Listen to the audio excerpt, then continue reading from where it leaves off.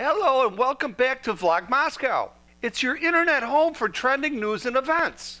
I've got more science. Scientists have clocked the fastest stellar winds ever, 20 million miles per hour. In stellar terms, that's a Category 5 hurricane. And what's surprising to the scientists, the winds are coming from the smallest known black hole.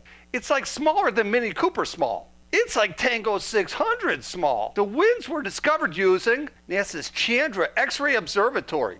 NASA has 4 great observatories. First is the Hubble Space Telescope.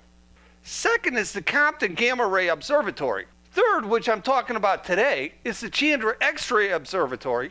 Fourth and last is the Spitzer Space Telescope. Some of the X-ray photos taken by Chandra are stunning. It's amazing what you can do with X-rays. If you like science, hit the like button, subscribe up there, and retweet the link if you came from Twitter. See you next time on Vlog Moscow.